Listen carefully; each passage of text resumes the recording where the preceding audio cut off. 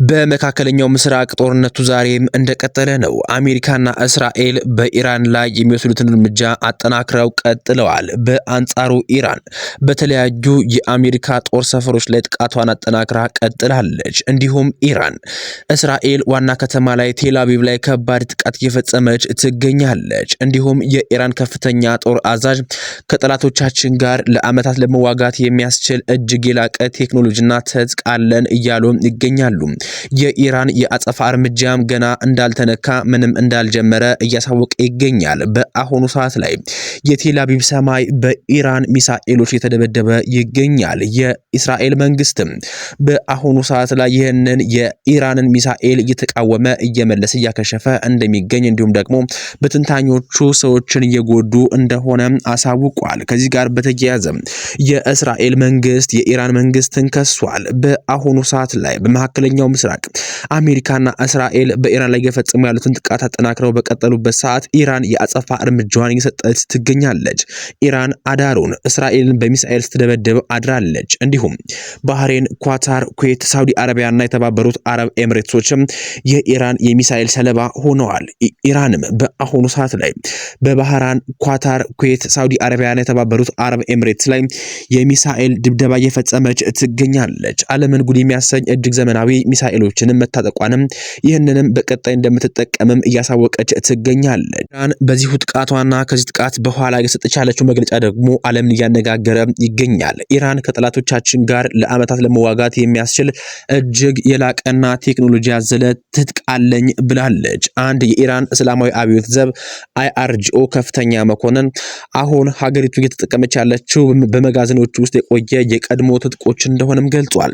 ጦርነቱ የገፋ ሲሄድ ግን እስካሁን ጥቅም ላይ ያልዋሉ በጥንቃቄ ተደብቀው የቆዩ እጅግ ዘመናዊ ኃይለኛ ሚሳኤሎችን እንደሚተኩሱም ዝተዋል። እንደ CIS ሚሳኤል ዲፌንስ ፕሮጀክት ያሉ ከባድ ሚሳኤሎችንም ለመጠቀም እንደምትችል ነው የተናገረች ያለችው። የመረጃ ምንጩ አክለው እንደገለጹትም ኢራን ባለፉት 30 ዓመታት ውስጥም ከ300 እስከ 2500 ኪሎ ሜትር ድረስ መጓዝ እንደሚችል የሚገመት የተባለ ባሊስቲክና ክሩዝ ሚሳኤል አይነቶችም እንዳበለጸገች እንደታጠቀች መናገሯ ይታወሳል። ይህ የከፍተኛ የኢራን የጦር መኮንን መግለጫም ያመላከተው ኢራን እነዚህን መሳሪያዎችን ልትጠቀም እንደምትችል ነው።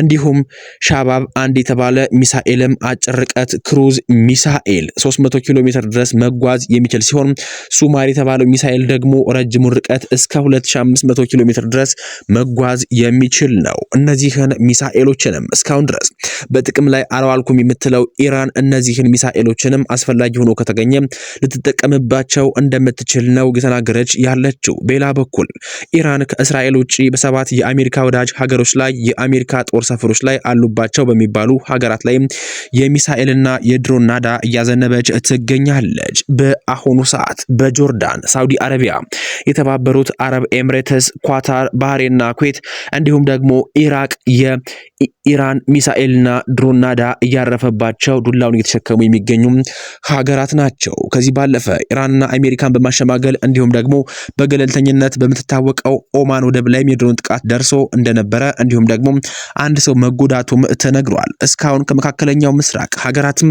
የድሮን ይሁን ደግሞ የሚሳኤል ጥቃት ያልተሰማባት በኦማን ነበረ። በአሁኑ ሰዓት ግን የኢራን ጦር በኦማን ድንበር አካባቢ ወደብ አካባቢ የድሮን ጥቃት ፈጽሞ አንድ ሰው እንደተጎዳ ነው እየተሰማ ያለው መረጃም ያመላከተው። የኢራን ጠቅላይ መሪ አያቶላ አልሃሚኒ አሜሪካና እስራኤል በፈጸሙት ጥቃት ከተገደሉ በኋላ የኢራን መንግስት ያጸፋ እርምጃ ያለውን ጥቃት በተለያዩ ሀገራት ላይም እየፈጸመ ይገኛል። በእስራኤል ዋና ከተማ በቴልአቪቭ ላይ ጥቃት ለመፈጸም እንዳሰበ እንዲሁም ደግሞ በአሁኑ ሰዓት ላይ ትናንትና ማምሻውን በተለያዩ አካባቢዎችም የሚሳኤል ጥቃት ፈጽሞ እንደሆነም ታውቋል።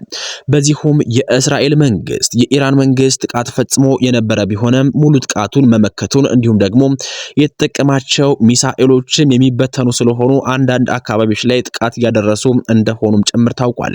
በአሁኑ ሰዓት ላይ ከእስራኤል የወጡ ያሉ መረጃዎች እንዳመላከቱት የእስራኤል መንግስት ስብሰባውን አጠናቆ ቀጣዩን እርምጃ ለመውሰድ በተጠንቀቅ እንደሚገኝም ቤንያሚን ኔታንያሁ አሳውቀዋል። በመካከለኛው ምስራቅ ነገሮች ተቀያይረዋል። የኃይል ሚዛኑም ተለዋውጧል። ኢራን የአጸፋ እርምጃ እየወሰደች የምትገኝ ሲሆን እስራኤልን በተጠንቀቅ ቆማ ቀጣይ እርምጃዋን ለመውሰድ እየመከረች ትገኛለች። እንዲሁም ደግሞ የአሜሪካው ፕሬዝዳንት ዶናልድ ትራምፕ ጥብቅ ማስጠንቀቂያ ሰጠዋል። ከዚህ ቀደም ታይቶ በማይታወቅ ኃይል ስለምንመታችሁ አንዳችን ምላሽ እንዳትሰጡ ሲሉ ለኢራን በቀጥታ መልእክታቸውን አስተላልፈዋል።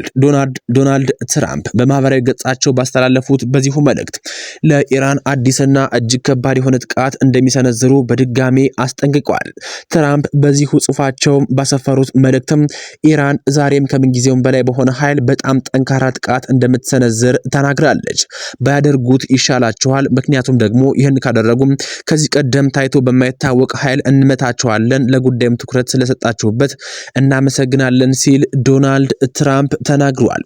ቢሆንም ግን የዶናልድ ትራምፕ ማስጠንቀቂያ ለኢራን መንግስት ምንም አልመሰላቸውም። በአሁኑ ሰዓት ላይ የኢራን መንግስትም በተለያዩ የአሜሪካ ጦር ሰፈሮች ላይ ጥቃት እየፈጸመ ይገኛል። የኢራኑ ጠቅላይ መሪ አያቶላ አልሃሚኒ በቅዳሜ ዕለት መገደላቸውን ተከትሎ በሀገሪቱ በተለያዩ አካባቢዎችም የ40 ቀን ሐዘን ታውጆ ህዝቡም ለጂሃድ ተጠርቷል። በአሁኑ ሰዓት ላይ በኢራን ጂሃድ ታውጇል።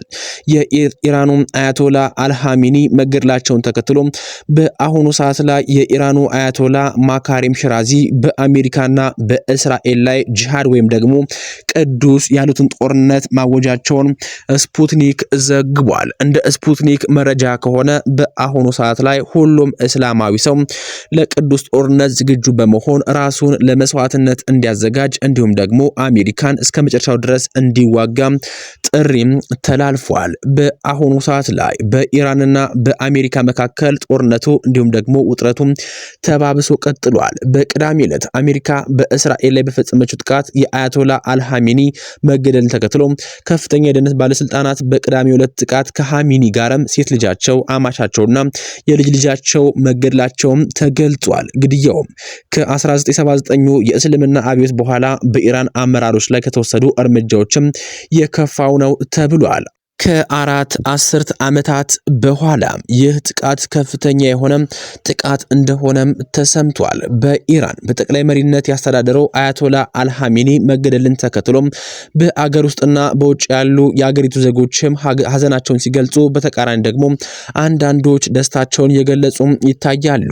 የሃሚኒ ግድያ የሚያወግዙ የተቃውሞ ሰልፎችም ሽራዚ፣ ያሱጅና ሎሬስታን ጨምሮ በሌሎችም ቦታዎች ተፋፍመዋል። በፓኪስታን ካራቺ ከተማ በሚገኘው የአሜሪካ ዋና ቆንስላ አቅራቢያ የተቃውሞ ሰልፎችም ተቀበራክተው ቀጥለዋል። ሰልፈኞቹም ከፖሊስ ጋር ተጋጭተው ቢያንስ 9 ሰዎችም እንደሞቱ እንዲሁም ደግሞ 32 ሰዎች እንደቆሰሉ ተናግረዋል። በኢራን የመንግስት ሚዲያዎች የተለቀቁ ምስሎችም በማሻድ በሚገኝ የኢማም ረዛ ቤተ መቅደስ የሃሚኒ ደጋፊዎችን ሲያዝኑና ሲያለቅሱም አሳይተዋል። ግድያው በጎረቤት ኢራቅም ህዝብ ተቃውሞ አስነስቷል። በዚህም ሀገሪቱ የ3 ቀናት ሐዘን ማወጇን ጠቅሶ የዘገበው አልጀዚራ ነው። ውድ አድማጭ ተመልካቾቻችን የአያቶላ አልሃሚኒ መገደል በአሁኑ ሰዓት ላይ ዓለምን ወደ 2 እየከፈላት ይገኛል። አንዳንዶቹም የአያቶላ አልሃሚኒ መገደል የሚደግፉ ሲሆን፣ አንዳንዶቹ ደግሞ በጥብቅ እየተቃወሙ ይገኛሉ። ቢሆንም ግን እስራኤልና አሜሪካ በአሁኑ ሰዓት ላይ በኢራን ላይ ለሚወስዱት አዲስ